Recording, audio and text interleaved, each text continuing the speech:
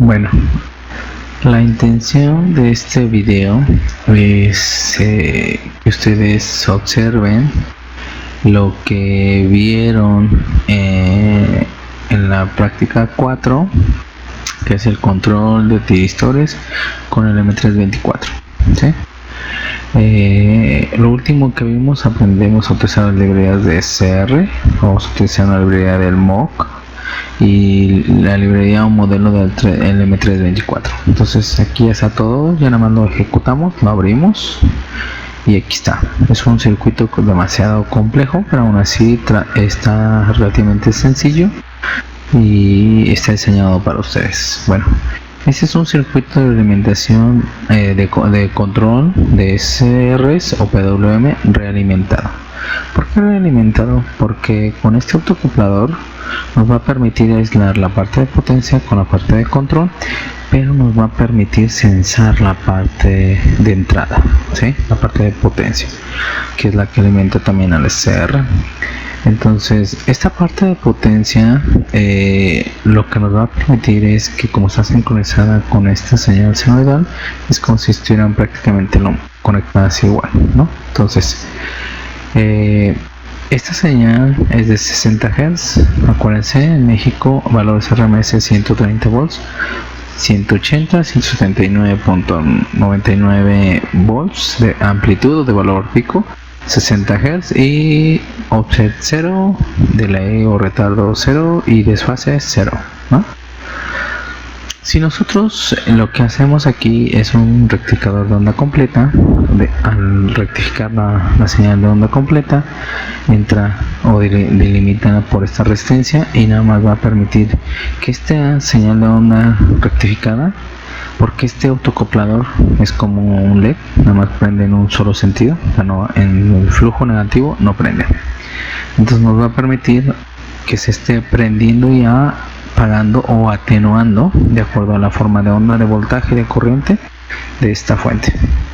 Después, en su lado secundario, aislado del sistema, aún digo aislado del sistema, en la vida real sí lo están, pero aquí en simulación, como es análisis nodal, estos modelos específicamente de autoacopladores deben estar conectados ambos a un valor de referencia. Por ejemplo, este es otro autoacoplador, este es salida transistor, salida triac, y este, igual que el anterior, necesitan estar conectados a referencia. Acá no hay ningún problema, corriente directa, alto voltaje, bajo voltaje. Aquí sí es voltaje de corriente directa de este lado, voltaje corriente alterna de este lado, ¿no?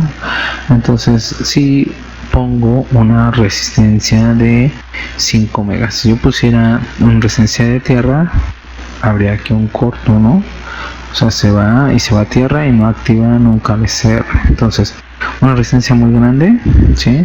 Y para que todo el flujo de corriente de esta fuente entre al triac, salga en un solo sentido. Acuérdense, un triac funciona en ambos sentidos, pero para que en un solo sentido le pongo un diodo y se vaya al gatillo y de ahí a la carga, ¿no? Esta fuente también está conectada a una referencia con una resistencia muy alta. Entonces vamos a simularlo, guardamos por cualquier cosa, simulamos y podemos observar la señal rectificada. Aquí está. Si quisiéramos ver la señal de entrada, tengo que hacer el cambio de referencia. Ahí está nuestra señal de entrada, ¿sí? De corriente alterna, por ejemplo un rojo, ¿no? Ahí está. La intención es que ahora en bajo voltaje esta misma señal senoidal rectificada con esa misma intensidad prenda y apague este LED, pero con esa misma intensidad en este arreglo de transistor BJT en conector emisor común tenga una señal rectificada. Entonces aquí esto salió porque la referencia está aquí, ¿no? Quito la referencia, ahí está, ¿no? Y si observan, tiene el mismo sentido de prenderse y apagarse en cada uno de los ciclos, igual que la corriente de alto voltaje, ¿no? Entonces se prende, se apaga, se prende, se apaga. Después de esto entra al primer transistor, que es un comparador. Aquí es importante, este comparador está referenciado con un arreglo de resistencias, ¿sí? Puede ser otra fuente, pero en realidad un arreglo de resistencias o un divisor de tensión nos va a permitir un análisis más certero, ¿no? Por ejemplo, le quité la de alto voltaje y vamos a ver. Entonces, mientras se comparan estas dos señales, ¿qué quiere decir? Si el negativo es mayor que el positivo, va a dar el valor negativo de alimentación, en este caso 0. Si el positivo es mayor que el negativo, que es en este caso referencia, este es mayor que aquí, nos va a dar el pulso de alimentación o un valor de VCC, o sea, en este caso 12 volts, ¿no? Entonces vamos a ver, y a la salida del comparador ahí se ve. Sí, voy a cambiarle de color, un magenta, y aquí se ve claramente, ¿no? Y este se llama detector de cruce por cero. O sea, mientras se acerca a cero nos da un pulso positivo, y eso nos va a servir de referencia para esta otra metodología, ¿no? Este otro arreglo de amplificadores operacionales, junto con esta resistencia y este capacitor en retroalimentación. Esto sí es retroalimentación, salida con respecto a la entrada, nos va a permitir hacer una integración. O sea, como hay un pulso, va a empezar a crecer, y al momento que llega el pulso se resetea. O sea, llega a 0, crece, llega a 0, crece, llega a 0, ¿sí? Acuérdense, la integral de una constante es x a la n, y lo seguimos integrando, es una exponencial, ¿no? O sea, sigue creciendo. Aquí lo observamos, ¿sí? Voy a poner del color amarillo, este amarillo, ahí está, y ahí se ve claramente señal de entrada rectificada, detector de cruz por cero, referencia y diente de sierra. El diente de sierra tiene características muy particulares. Este diente de sierra, observen, creemos que tiene 0 volts, no lo tiene. El voltaje mínimo es 1.8 y el voltaje máximo casi 10, pero en realidad es 9.8, ¿sí? Entonces vamos a quitar el cruce por cero, vamos a quitar la referencia del cruce por cero, y ahora nos quedamos con el diente de sierra y con la señal de realimentación, ¿no? Ahí está, ahí se ve la diferencia. Entonces nuevamente esta señal de diente de sierra lo metemos a un comparador, pero ahora estos divisores de tensión que tenemos aquí, la intención no es de que consuman mucha corriente, porque lo único que queremos, a ver, aquí está, lo único que queremos es de que este valor de voltaje nos dé un valor de salida definido. Por ejemplo, las ecuaciones que tenemos es de que si yo conozco el voltaje de entrada y deseo terminar con el voltaje de salida, tengo que conocer mínimamente las dos resistencias que no consuma una corriente muy grande.